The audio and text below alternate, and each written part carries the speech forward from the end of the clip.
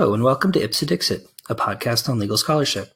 I'm your host, Brian L. Fry, Spears Gilbert Associate Professor of Law at the University of Kentucky College of Law. My guest is James Steiner-Dillon, Assistant Professor of Law at the University of Dayton School of Law. We will discuss his article, Sticking Points, Epistemic Pluralism in Legal Challenges to Mandatory Vaccination Policies, which will be posted in the University of Cincinnati Law Review. So welcome to the podcast, James. Thank you. It's a pleasure to be here. Yeah, no, the pleasure's all mine. As you know, I've been, following your work for a while and always been really interested in your work on epistemology and epistemic practices in the law. But for listeners who may not be acquainted with the term, maybe you could talk a little bit about what epistemology is and why it's relevant to discussions of legal practice and in particular of evidence. Sure. I guess most simply stated, epistemology is the philosophical study of truth and knowledge. How do we know what we know things? What does it mean to have knowledge? Under what circumstances can we say that we know a particular proposition or a particular fact? And what are the criteria by which we should evaluate others' claims to knowledge, to access to truth, to fact, and so on? Obviously, there are connections to the legal area insofar as at least what I would think of as the mainstream understanding of what it is that courts do is they're institutions for getting at truth. They're institutions for developing knowledge in a particular way through a particular set of procedures in the common law model. That's the adversarial process through which partisan advocates present their own versions of events, their own versions of what we might call truth, and then we rely on a hopefully disinterested, neutral arbiter to determine what the truth is. So a lot of my work goes to trying to think about whether it is the case that judicial institutions, how effective judicial institutions actually are at identifying what we might think of as truth with a capital T, whether that's possible. I don't so much get into whether there is such a thing as truth with a capital T, but obviously that question underlies a lot of the questions that I do ask about evidence, about judicial institutions, and how we might think about making them better, if that's possible, through changing procedures, through changing rules of evidence, and so on. So in this paper, you kind of frame your inquiry around John Rawls's theories of political liberalism. And as you know, for Rawls, the concept of pluralism is really important in sort of defining when government action is or isn't legitimate. So I was wondering if you could talk a little bit about the Rawlsian theories that you're using and the kind of pluralism that Rawls is talking about as opposed to the kind of pluralism you're interested in this paper. Sure. Rawls is primarily known for two books. The first, A Theory of Justice, is probably the more famous one. But I find his second book much more interesting, Political Liberalism, in which he asks just what I take to be the fundamental question of a society that we would characterize as liberal, which is how is it possible to have such a thing as a liberal state that respects all citizens as possessing some set of equal political rights, or maybe rights isn't even the right word, but of being entitled to some measure of equal political respect simply by virtue of their status as citizens. And when and under what circumstances is it legitimate for the state, which it must do, to coercively impose policies on citizens who may disagree with those policies. So in political liberalism, Rawls talks about this problem of what he calls reasonable pluralism. I redefine that in my paper and call it normative pluralism. But what Rawls essentially means is that everyone in a liberal society has a different set of, Rawls calls them comprehensive viewpoints. You could think of them as meta-ethical principles, moral foundations, right? We're all coming, we're all coming into the political sphere, into the social sphere, with this different set of background principles from which we evaluate questions of judgment, and so on. And his fundamental problem then is, under what circumstances is the state, can the state legitimately act to impose coercively some policy or set of policies that's grounded in a particular moral viewpoint or a particular comprehensive viewpoint on citizens who reject that viewpoint. So the contribution that I'm making in my paper is that it occurred to me, maybe it wasn't as obvious to Rawls as he was writing, or I think this is a point that's maybe become more salient for a variety of reasons in the past 15, 20 years. Not only is society characterized by these entrenched irresolvable disagreements about questions of moral value or moral perspective, but we are also deeply divided by questions of empirical fact. And Dan Kahan at Yale Law School has done a lot of really interesting work showing that empirical disagreement, at least sometimes, is ultimately rooted in our conceptions of our own identity. And that way it looks a lot like moral or religious disagreement, at least under some circumstances. So the question I'm asking in this paper is, does this problem that Rawls identifies, this problem of pluralism, that he talks about in the normative context with respect to disagreement about questions of moral value or perspective, does it also apply, or can it also apply, to entrenched disagreements about questions of empirical fact? And if so, how can we resolve it? That is to say, are there circumstances under which a state can legitimately impose coercive policies that are grounded in some empirical viewpoint or epistemic claim onto members of the public who reject that epistemic viewpoint or reject the factual premises on which the policy is grounded? Right. I really liked the distinction you made between normative pluralism and epistemic pluralism, right? The difference between values and beliefs about what's true or what's not true. And you suggest in the paper that it's possible that in some cases epistemic pluralism actually reflects something that maybe is really normative pluralism. So how do we disaggregate the two? In other words, how do we determine when what we're talking about really is about kind of epistemic disagreement as opposed to fundamental normative disagreement? And to the extent we can disaggregate the two, how should we think about them in relation to each other? In other words, can you use the same tools for evaluating when political action is valid that Rawls suggests using in a normative context, in an epistemic context as well? Or do we need to think about them differently? The first thing I would say is that I do want to acknowledge, and I try to acknowledge in the paper, that it's better to think of these two forms of pluralism that I identify, normative pluralism and epistemic pluralism, more as ends on a spectrum rather than as completely distinct concepts.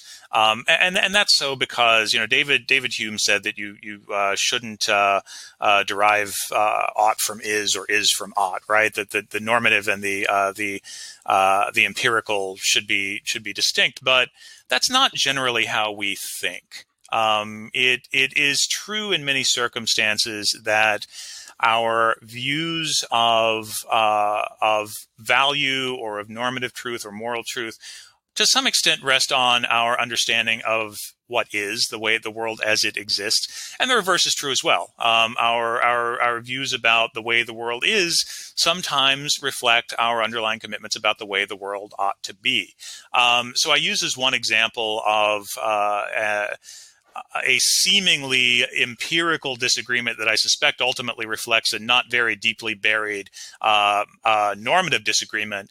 The disagreement about fetal pain and the point in pregnancy at which fetuses are able to feel pain. This is often or sometimes used as an argument for regulating abortion earlier in the pregnancy than cases like Casey would allow. I suspect, and I don't purport to prove this empirically, but my intuition is that at least many of the people who are arguing on the basis of fetal pain that we should regulate pregnancy earlier probably just have a moral problem with abortion.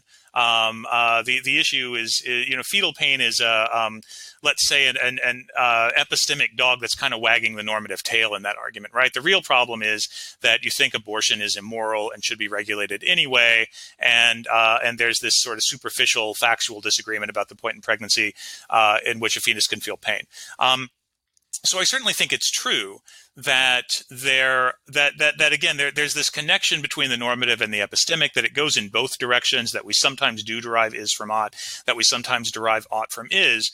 But I also think it's true that there are at least some disagreements that are primarily factual as opposed to primarily normative. And the best distinction that I can offer there is to ask whether the parties to the disagreement look like they ultimately share more or less the same underlying normative commitments. And if so, that's a good indication that maybe the disagreement is more about facts than it is about value. And I take, the primary case study that I look at in this paper is mandatory vaccination, challenges to vaccination based on certain empirical arguments about vaccines being unsafe or ineffective, and so on. It seems to me, maybe you could disagree a little bit around the edges here, but it seems to me that the parties to that disagreement more or less share the same underlying normative conception of, say, what good health is. Everyone agrees, for example, that autism is suboptimal. Let me not say everyone. Measles certainly is not a good thing. Measles certainly is not a good thing. The neurodiversity movement maybe would reject the premise that autism is suboptimal. But I think there's many parties, even on the anti-vaccination side, accept that both autism and measles are suboptimal health outcomes. And I think, at least with respect to many participants in this debate, that the disagreement really is just about what is, as a matter of fact, is vaccination or not vaccination more likely to produce the best health outcome. Measles is bad, autism is bad. We just disagree factually about whether vaccinating a child or not vaccinating a child is more likely to produce a better outcome. And I think that the vaccine disagreement is not sui generis in that regard. I think that there are many disagreements in the public sphere that are at least not completely reducible to disagreements about value. Obviously, this gets complicated. I would say climate change is one in which there are conflicting values and also genuine disagreements about fact. So I don't want to suggest that everything is reducible to one or the other, but to the extent that, and I believe this to be true, at least not every significant social, not every seemingly factual disagreement is ultimately reducible to disagreement about value, then I think there is, I think the concept of epistemic pluralism as distinct from normative holds up conceptually, and that there's something useful to be achieved by looking at it as a separate, distinct category. Right. So I really liked your distinction between like the vaccination debate and the climate change debate, because it really helped me kind of conceptualize why we would put the climate change debate on one side of this kind of normative epistemic distinction and the vaccination debate on the other, in the sense that the underlying dispute when it comes to climate change really does seem to be about sort of what society should look like in a lot of ways, and not necessarily so much about kind of facts on the ground or kind of the truth claims related to whether or not climate change is anthropogenic or not. Whereas when it comes to the vaccination debate, it really, I think, it really does come down to like, what are the facts about what's going to happen when people get vaccinated, and is it likely to produce better outcomes or not? But one of the things you talked about in the paper that I thought was really interesting was sort of, why is it that people would hold these kinds of epistemically unreasonable beliefs? I mean, when it comes to vaccination, for example, I mean, it seems really quite clear that, vaccines produce better outcomes. And that's not really something that's sort of meaningfully up for debate in a scientific sense. Why would people hold alternative epistemic beliefs when it seems so clearly determined by experts? Yeah, well, there's a lot in that question. One could make an entire semester out of that question. But let me say a couple of things. Rawls, when he's talking about normative pluralism, refers to the burdens of judgment and the operations of free institutions, right? And I think there's a lot in there once you unpack it. Where to start? People tend to form their empirical. Well, let me not overstate that. Social networks can play a substantial role in the forming of empirical viewpoints. Again, Dan Kahan's work on identity protective cognition is fascinating and has certainly influenced the way that I think about a lot of this. Most people, law professors included, do not sit down and, in the first instance, form their empirical beliefs about the world by reading a bunch of peer-reviewed studies in medical journals or anywhere else. We form our beliefs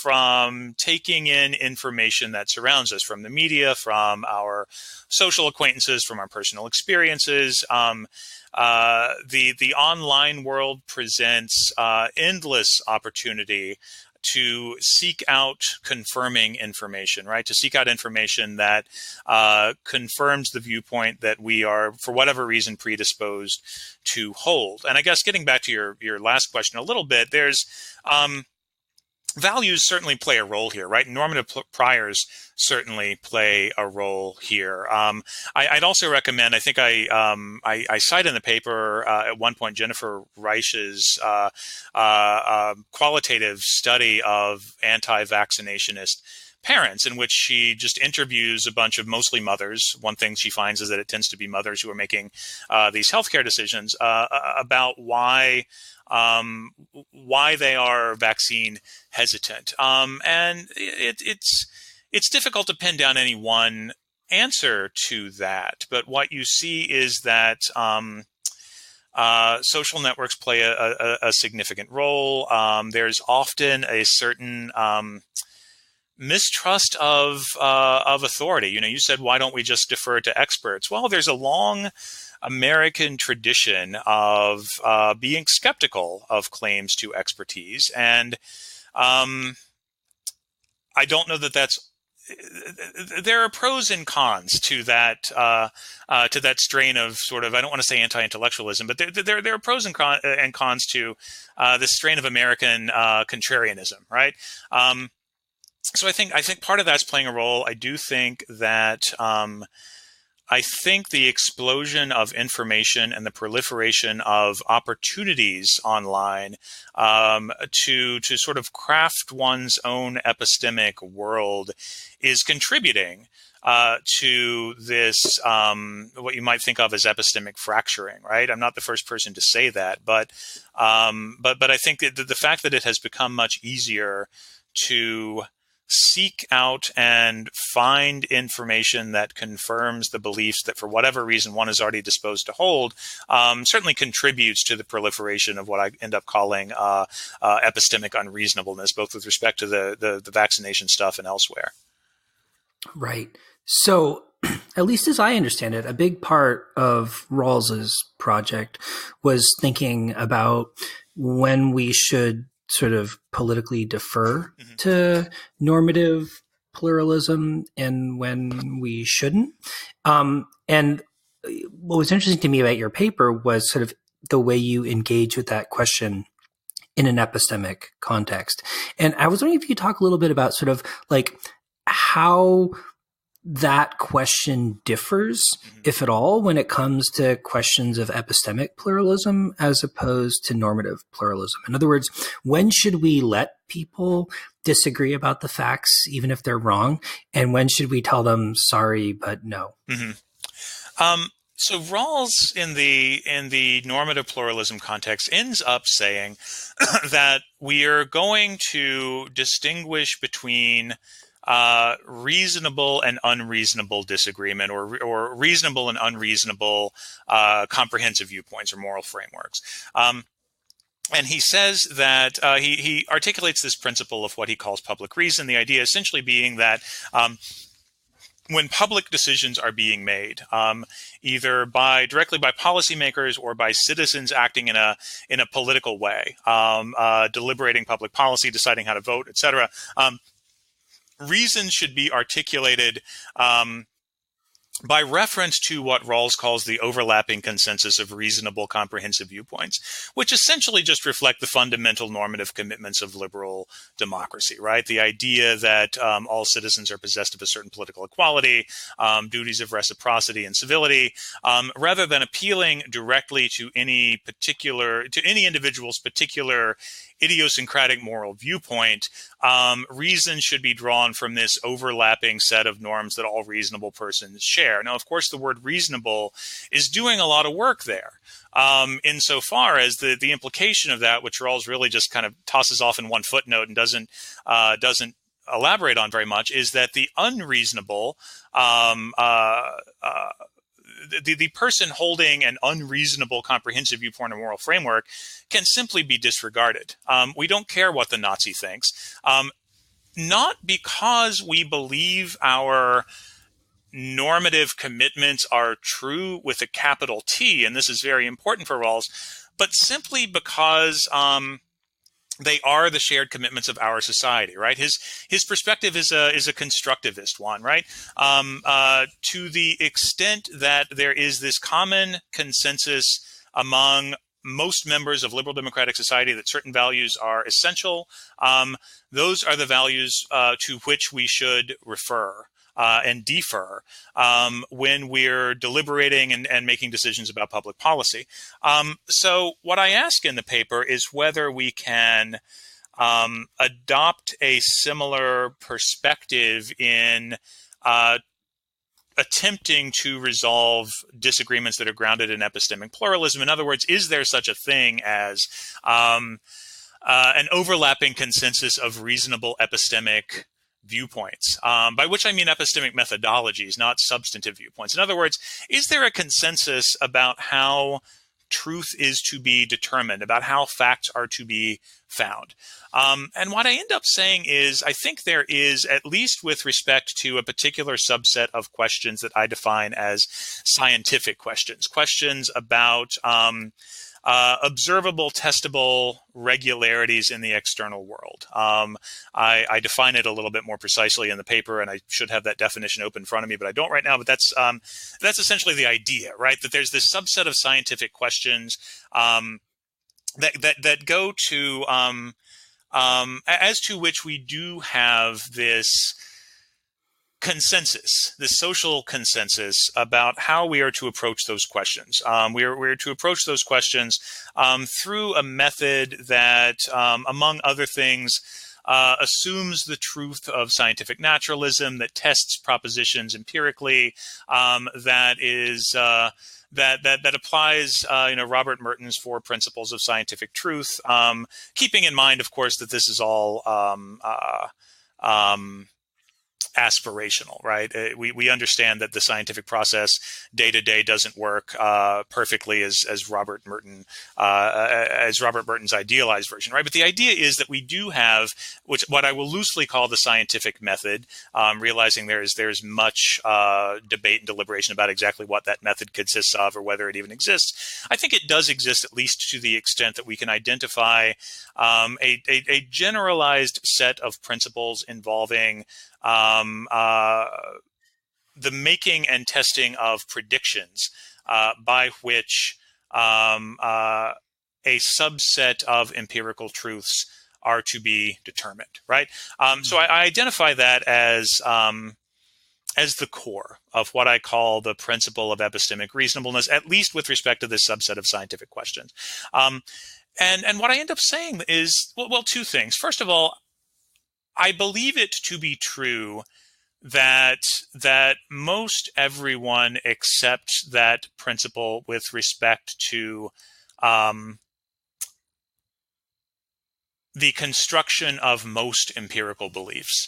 But once in a while, we get these circumstances in which some group explicitly or implicitly, and you see a little bit of both in the anti-vaccinationist community, rejects what I define as the principle of epistemic reasonableness with respect to a particular set of empirical questions. And that happens for a variety of reasons. But what I ultimately end up saying is, to the extent that an empirical viewpoint is articulated and defended in a way that violates this principle of epistemic reasonableness, the state can legitimately disregard or discount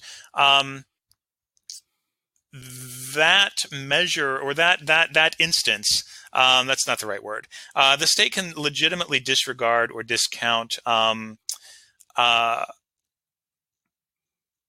manifestation of epistemic pluralism in policymaking, right? In other words, if the anti-vaccinationist empirical objection to vaccination policies simply relies on pseudoscientific rationales or a rejection of the methods of empirical science, the state is not obligated to defer or to accommodate empirical reasons or empirical objections, sort of grounded in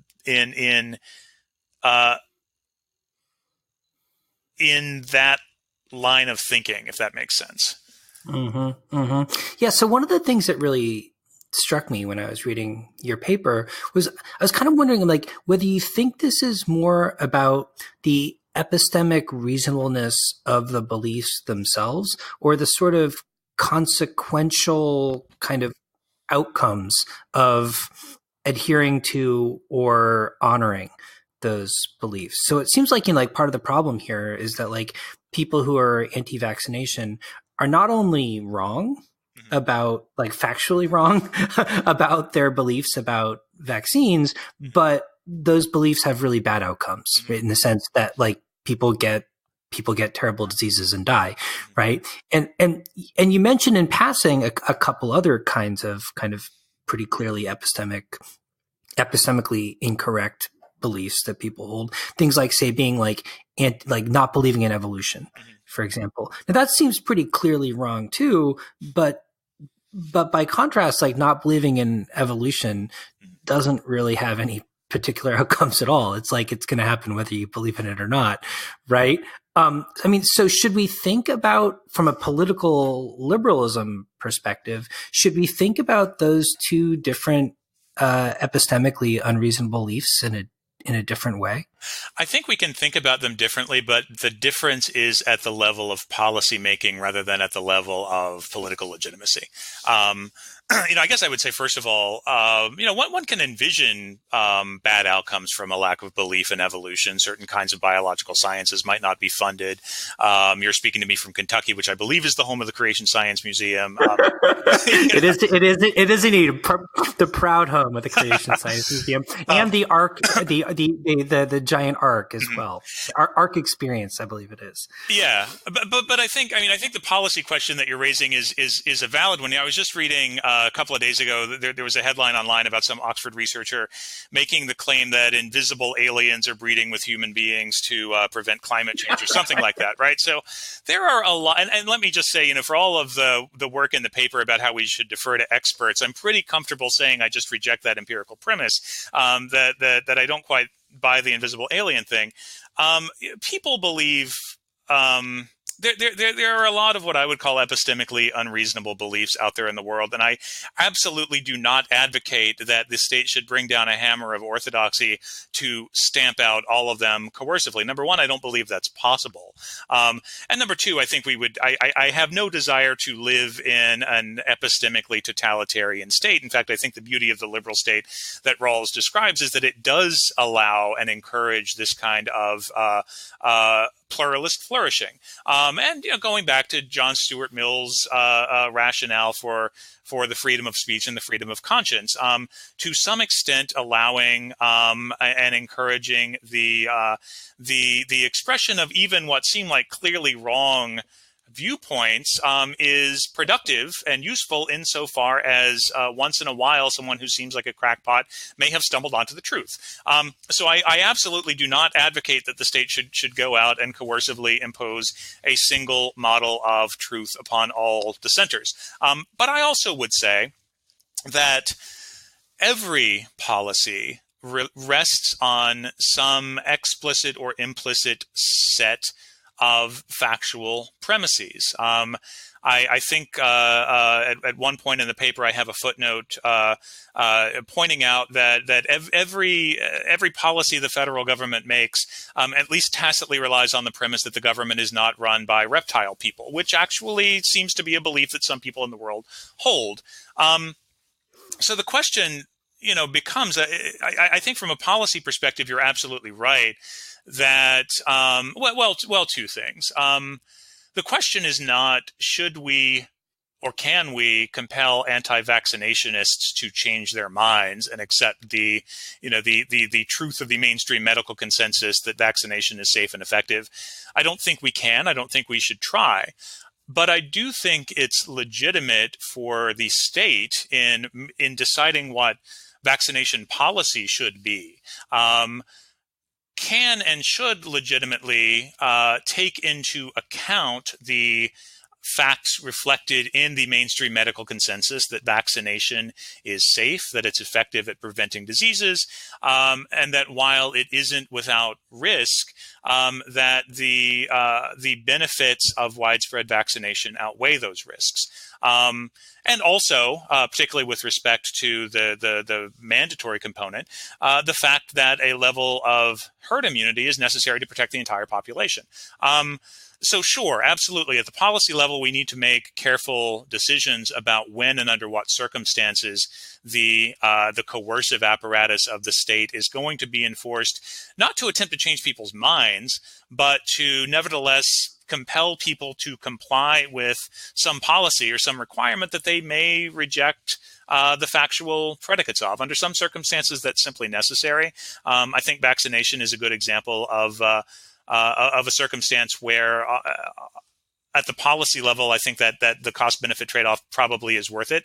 Climate change might be another good example there, right? If we believe in, and let me say, one reason that I don't say more about climate change in the paper is that I am not nearly as deeply versed in the literature on that as I would like to be to have an informed opinion about it. But if we believe that the risks of catastrophic climate change are such that action is needed right away to prevent some further catastrophe down the line, and to the extent that reflects what I take to be a more or less settled consensus among climate scientists, I would say it's legitimate for the state to accept that consensus and to adopt policies taking as true those facts, notwithstanding the fact that there's obviously some some portion of the public that factually rejects it. Of course, the sequel to this paper, which I'm going to get around to writing someday, this paper assumes that the epistemic mainstream is in control of the apparatus of the state, and the outliers are not. And it's framed in such a the question framed is what does the mainstream owe to the outliers when the mainstream is in control of the state apparatus? Maybe with respect to climate change, the roles are reversed there, and I'll have to think a little bit about what that looks like. Yeah. Okay, so that's actually perfect because so I must say I love the paper and I found it totally convincing. Maybe in part because it plays to all of my own normative prejudices. So maybe I'm just maybe I'm just accepting the arguments because they're sympathetic to the things I already believe. But in relation to the last question you asked, I couldn't help but wonder, right? If I accept your argument from a policy perspective about how the state should think about and manage epistemically unreasonable beliefs, right? And to say that the state effectively can and should reject them when the policy sort of circumstances demand it. How should I think about the rational basis test? Sorry, can you elaborate a little bit on what? So, the kind of the premise of the rational basis test is that, courts are going to accept legislative judgment, even if it seems totally inconsistent with good policy, so long as it's possible that someone could believe that it were true, even if it's not actually true. And it seems like the argument you're making here suggests that just like you're saying, if the legislature, if the government is dominated by people with epistemically unreasonable beliefs, what should we do about that? Yeah, Allison Larson had a paper in the NYU Law Review about exactly that topic last year. I don't know if you've seen it. It's a really interesting paper. And her thesis essentially is that in an age of alternative facts, we should reconsider the traditional argument that legislatures have greater epistemic authority to find true facts than courts do. The traditional argument is something along the lines of that legislatures have greater access to experts. They can hold hearings. They can proactively seek out information. They are properly incentivized, and so on. And her thesis essentially is that maybe we should rethink that in this age of political polarization, alternative facts, what I would call epistemic fracturing, and so on. It's an interesting question. It's not a question that's directly raised by this paper, but thinking through it a little bit, I guess I'm a little bit sympathetic to the argument. As you may know from looking at my other work, I'm somewhat skeptical of courts' ability to be competent fact finders when it comes to engaging substantive expertise beyond the scope of sort of the core expertise of judges as legal interpreters and experts in legal reasoning. So it's a tricky question, right? Insofar as to what extent should or do we want courts to defer to fact-finding processes that we may have some reason to believe are motivated by or are the product of processes that are themselves not entirely reliable in terms of getting at the true facts. I'll have to think about that a little bit more. Off the top of my head, I guess I'm a little bit less optimistic than Professor Larson, for example, is that courts have that capacity to effectively to be more effective finders of empirical facts, than legislatures are. What we see in the vaccine cases, and thankfully this continues to be the case today, is that courts almost uniformly simply defer to legislative judgments about the safety and effectiveness of vaccination, and don't seem to be open to entertaining attempts by anti-vaccinationists to argue the facts on that point. I guess I continue to think that that's the right course, not because I have great confidence in legislatures, but because I'm not sure I have great confidence in the adversarial process. I don't have great confidence in courts' ability to find to effectively find facts or determine truth with respect to areas of technical disagreement lying outside the domain of judges' substantive expertise. For more CEG, James R. Dillon, Expertise on Trial 2018, where I talk a lot about that. Awesome. Well, James, this has been a great conversation, and I'm intrigued by the Elizabeth Larson paper you mentioned. I'm going to have to check it out. And thanks so much for coming on the podcast today. It has been a pleasure. Thank you, Brian.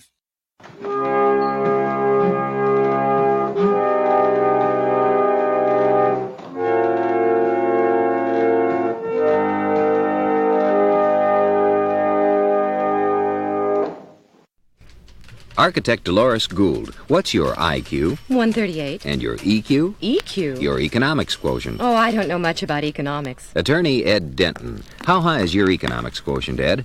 Economics? I never really had time to get into it. Lots of people, even people you'd ordinarily consider smart, have EQs that could stand improvement. How about yours? Do you know what makes the American economic system work? It's important that you do. You see, we all have to make decisions about our economic system. And the more you know about it, the more you'll be able to make it work for you. What can you do to improve your EQ and learn more about economics? The place to start is your local library. It's full of interesting information on the American economic system and your part in it. The American economic system. We should all learn more about it. A public service message of the Advertising Council and U.S. Department of Commerce, presented by this station.